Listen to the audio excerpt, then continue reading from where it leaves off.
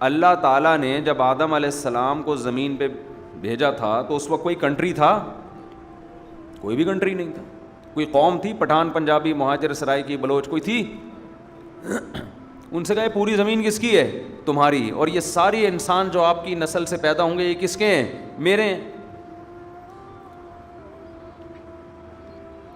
تو یہ جو حکومتیں ہیں ان سے اصل بڑی حکومت کس کی ہے؟ اللہ کی حکومت ہے. ہم مسلم ہیں، ہم کوئی لبرل نام نہاد لبرل ہوتے ہیں، یہ ایتھیسٹ تھوڑی ہیں، ہم لوگ ملحد تھوڑی ہیں. تو وہ اللہ جب کسی کو کسی پریشانی میں ڈالتا ہے تو خوب سمجھ لو قرآن و سنت سے یہ مضمون بہت واضح ہے. جو غربت اور مہنگائی میں پستا ہے ہم سمجھتے ہیں یہ ہے آزمائش میں. نا نا نا نا نا نا، اس سے بڑی آزمائش کس کی ہے؟ ان کی ہے جن کو اللہ نے مالی وسائل زیادہ دیے. ایک مثال سے بات سمجھاتا ہوں تو سمجھ میں آئے گی انشاءاللہ. قارون کو اللہ نے بہت پیسہ دیا تھا. آتیناہ من الکنوز ما ان مفاتحہ لتنوء بالعصبۃ اولی القوہ.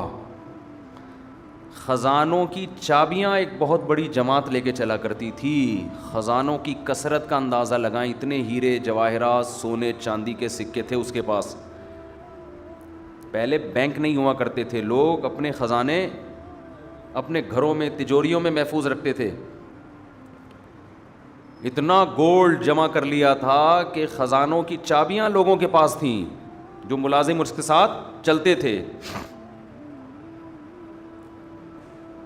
ظاہر ہے انہی بنی اسرائیل میں بہت سے غریب لوگ بھی تھے جن کے پاس کھانے کو روٹی نہیں تھی اور ظلم کی چکی میں پس رہے تھے. فرعون کا ظلم. قارون بھی بنی اسرائیل میں صحیح تھا. حضرت موسیٰ علیہ السلام نے قارون سے کہا تجھے اللہ نے اتنی دولت دے دی لیکن جو قوم کا حال ہے وہ تو دیکھنا. تو جو قوم میں غریب لوگ ہیں تو ان پیسوں سے ان کا خیال کر لے. احسن کما احسن اللہ الیک، ان کے ساتھ ایسے اچھا سلوک کر جیسے اللہ نے تیرے ساتھ اچھا سلوک کیا ہے. وسائل دیے ہیں تجھے.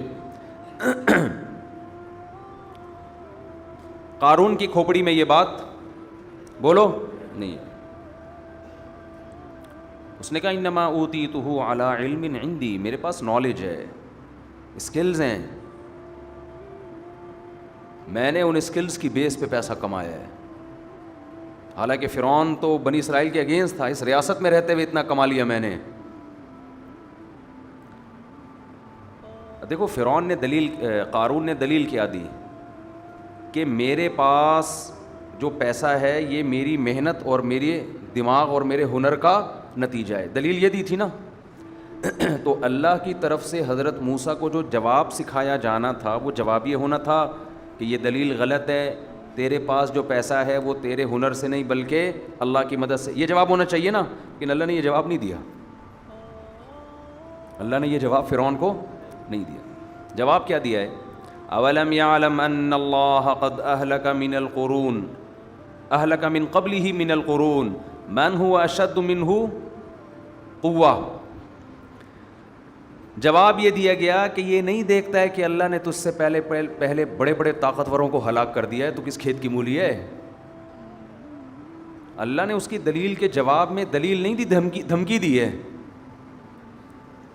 اب آپ مجھے بتاؤ عام نارمل حالات میں کوئی آدمی آپ سے دلیل مانگ رہا ہو اور آپ جواب میں دلیل کا جواب دینے کے بجائے دھمکیوں پہ آ جاؤ تو یہ عرف میں اچھی حرکت سمجھی جاتی ہے یا بری سمجھی جاتی ہے کہ بحث میری تجھ سے کیا ہو رہی ہے اور تو کس پہ آ گیا ہے؟